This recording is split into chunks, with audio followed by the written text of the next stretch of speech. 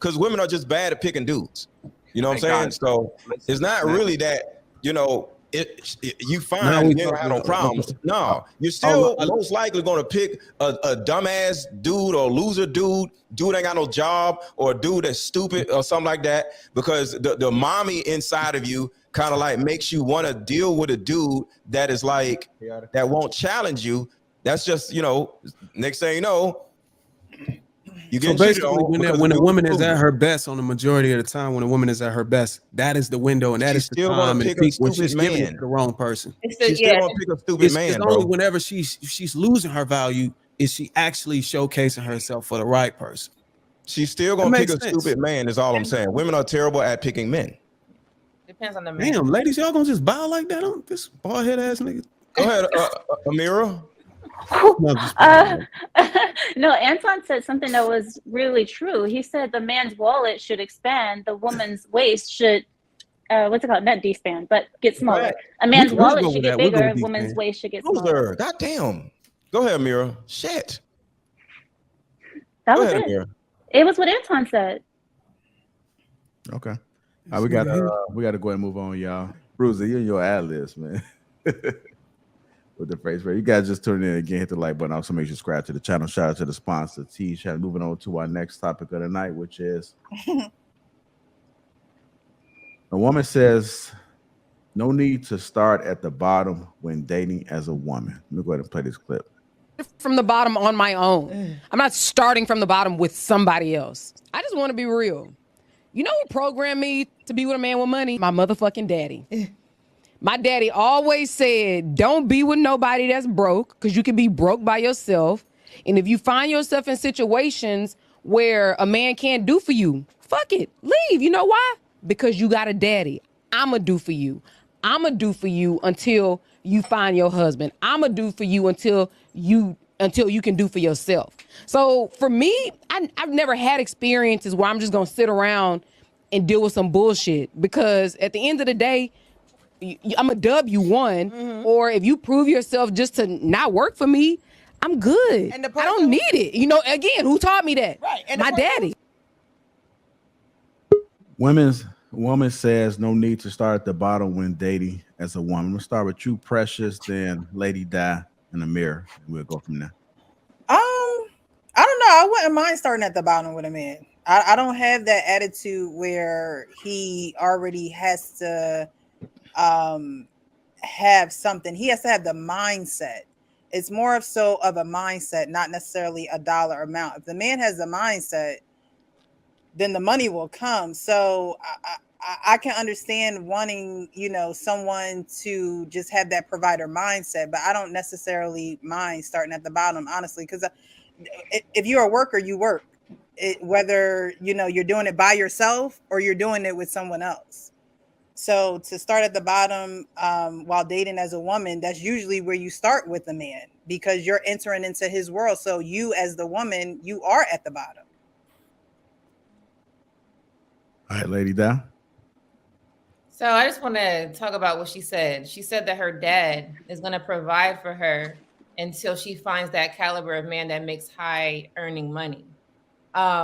So that's cute. She could do that for a certain period of time until her age starts to increase. And she's seeing that that man may not be there. So she's still gonna listen to her dad when she's 30. She's still gonna listen to her dad when she's 35. And then he's still providing for her, which just sounds silly. As she gets older, it sounds silly. I think that she should just work on starting from the bottom. You know, some people don't get lucky with a man that's having money right away, unless you're in the space with men that have money. And then you have to understand, if you start with a man that has money, you know, it's going to be different than a man that doesn't have as much. So the qualifications of that man, you got to understand if you want to be able to handle either lifestyle. So starting with the bottom is nothing wrong with that. You can grow with a person. You're going to learn everything about them from the time that it started. You get to create a certain type of bond that you might not create when you're with a man with that caliber of money, because you wasn't there at his worst. So it's best to start at a certain level where your foundation is solid. To get a man that has 6 figures, the foundation might not be as solid as it would be if you started with someone from the bottom, because you was there helping and, you know, contributing to whatever it is that you guys decided to do.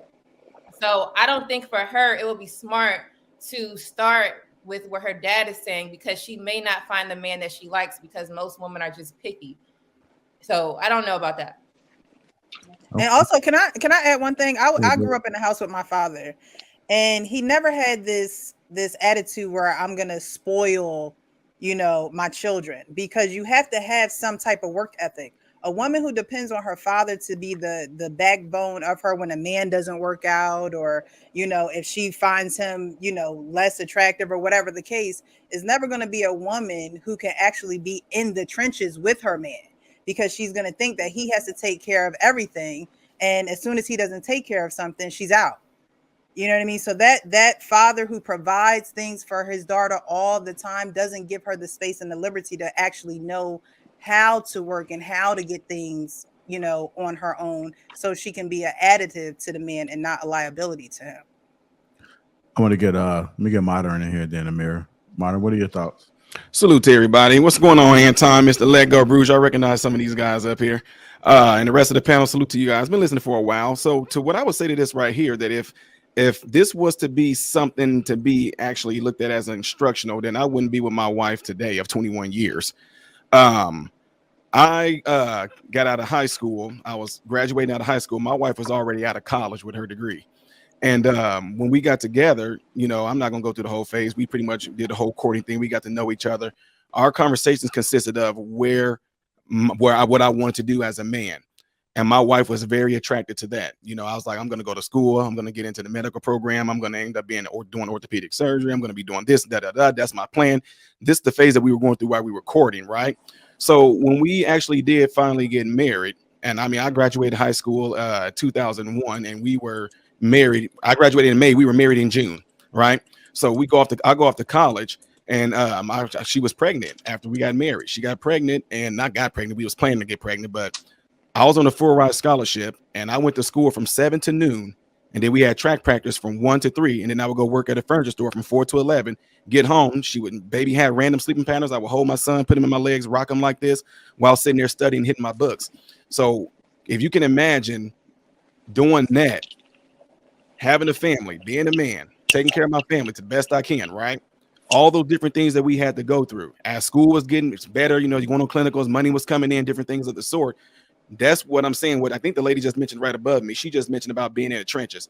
I think that right there, the fact that we went through so many different things, starting off with, you can say nothing, to where we are right now, that's like, it's such a strong bond, man, that I really, honestly, if people can actually start off without going into a relationship thinking about these accolades and materialistic things and money, then I think they can get a better perspective of what a relationship is supposed to be about, because a relationship dynamic should have nothing to do with money.